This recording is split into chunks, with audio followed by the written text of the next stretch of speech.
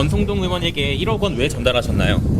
내가 왜 그럴 필요가 있습니까? 청탁을 직접 지시하거나 승인한 게 아닌가요? 없어요. 김건희 여사한테도 목걸이 가방 전달한 적 없으신가요? 내가 왜 그래야 하는데? 교수님, 불법 정치자금리 청탁 직접 지시하셨죠? 아니야. 경찰 국수본의 압수수색을 잘 받았습니다. 보통 왜 정치인들이 그러지 않습니까? 나는 절대 받은 적 없다. 보통들 그렇게 이제 말씀들 하시는데, 그러나 저는 다릅니다. 통일교로부터 그 어떠한 금품수수 절대 없었다라는 말씀을 다시 한번 분명히 드리도록 하겠습니다. 자, 김영주 의원님. 네. 공통점이 있습니다. 권성동 의원과 전재수 의원 모두 윤영호 본부장의 진술로부터 이 의혹들이 모두 시작됐다는 점. 그렇죠? 그런데 권성동 의원은 오늘 역시 부인하고 있고, 내가 1억 받은 적 없다. 난 그랬다면 난 코가 깨인 것이다라는 얘기. 전재수 의원도 부인하고 있습니다. 이 두 가지 공통점이고, 차이점은 권성동 의원은 특검 수사가 진행돼서 오늘 구형까지 나왔다는 점이고, 이제야 전재수 의원은 수사를 받고 있는 상황이라는 점이고, 한학자 총재는 권성동 의원에게 돈을 준 적이 없다고 또 공개적으로 얘기했고, 어떻게 봐야 됩니까? 그러니까 문제는 조건은 똑같은데 한 사람은 굉장히 구속 수사를 받고 있고 또 4년이라고 하는 어떤 선고 말하자면 구형을 그렇죠. 받았다라고 하는 그 굉장히 불균형한 불평등한 사태에 놓여 있다라고 보여집니다. 그래서 끝까지 그 윤영호 본부장이 주장하는 것, 또 최근에 윤영호 본부장 스스로도 인면식도 없다, 돈 준 적 없다, 이렇게 자기가 특검에서 얘기한 것과 전혀 다른 이야기를 하고 있습니다. 예. 또 하나는 전재수 전 장관 또한 사실은 뭐 한일 해저 터널 얘기로 만약에 대가성으로 돈을 받았다면 그런 데 대해서 본인의 입장을 안 밝히거나 옹호했어야 되는데, 또 자료를 보면 사실 한일 해저 터널에 반대하는 입장을 취했거든요. 이제 그렇기 때문에 아직까지 지금 윤영호 본부장이 했던 여러 가지 어떤 정언 증거들을 신뢰하기 어렵다. 그렇지만 또 다른 한편으로 보면 어쨌든 권성동, 전재수 이 두 분이 하는 발언도 전적으로 믿을 수는 없는 상황이다. 저는 그렇게 봐야 될 것 같습니다. 예, 그렇죠.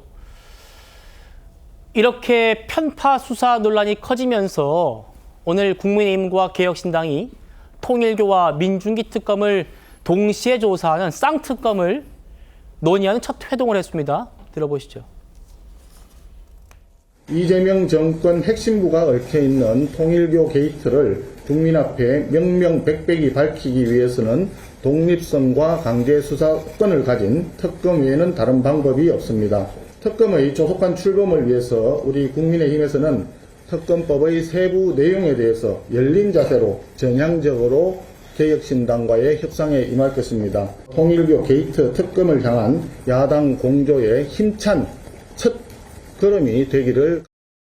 저희 개혁신당이 제안한 통일교 특검에 신속하게 호응해 주신 송원석 원내대표님 역시 탁월하시다. 통일교 특검법을 만드는 과정부터 국민적 요구와 신뢰를 극대화하여 민주당이 특검을 거부하지 못하도록 해야 합니다. 이재명 정부와 여야를 가리지 않는 엄정한 수사를 위해서는 통일교 관련 의혹이 없는 야당이 특검을 추천해야 합니다.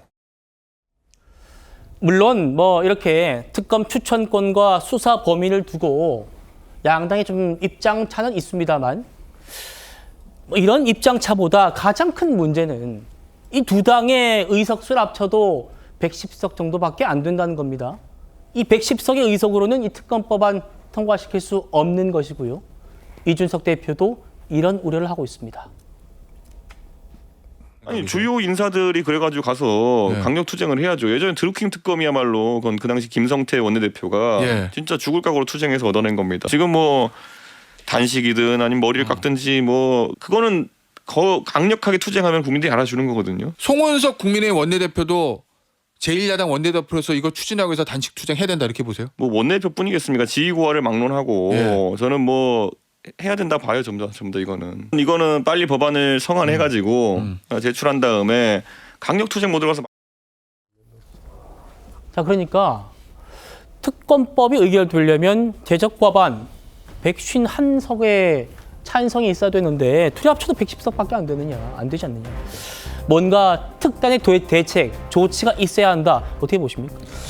민주당이 그렇게 이야기하죠. 특검이 만능이 아니다라고 이야기를 하는데 글쎄 그렇게 주장하는 분들이 특검을 3개나 하고 지금 또 하나 더 하고 있지 않습니까? 상설 특검이라고 또 하고 있죠.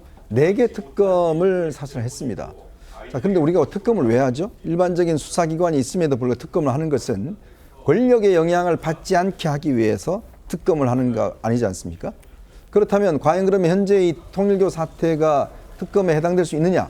자, 보시면 지금 여야가 전부 다 연루가 되어 있습니다. 특히 여당에 있는 전직 장관이 연루가 되어 있고 여당 의원들도 연루가 되어 있어요.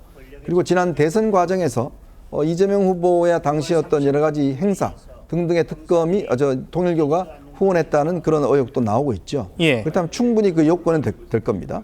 자, 그러면 지금 현재 있는 검찰도 지금 뭐 곧 없어질 때니까 또 공수처도 뭐 수사 기능이 거의 없지 않습니까? 그러면 경찰에서 과연 이 부분을 수사할 수 있는가? 이거에 대한 물음들 한 번도 해본 적이 없습니다. 이렇게 권력 관련된 수사는. 그리고 특히 이 사건은 민중기 특검이 이 사건을 4개월 동안 진술을 받고도 실제로 이첩을 하지 않았다라는 의혹을 사고 있죠. 그렇다면 특검을 가질 수 있는 요건은 다 갖춰 있습니다. 예. 문제는 국민 여론이겠죠. 국민 여론은 결국은 야당이 이 부분에서 얼마나 결기 있게 이걸 요구하고 명분 있게 요구하느냐에 따라서 저는 달라질 수 있다. 더군다나 지금 정청래 대표와 민주당이 제2특검 하자는 거 아니겠어요? 예. 그럼 제2특검 하고 이거 하고 같이 하면 될 거 아닙니까? 뭐 특검 좋아하시는데 뭐 이 특검을 굳이 안 할 이유가 있나요? 본인 또 오히려 특검을 해서 깔끔하게 의혹을 해소하는 게 저는 좋지 않을까요? 제2특검까지 하는데 굳이 이 특검 안 할 이유는 저는 없다고 봅니다.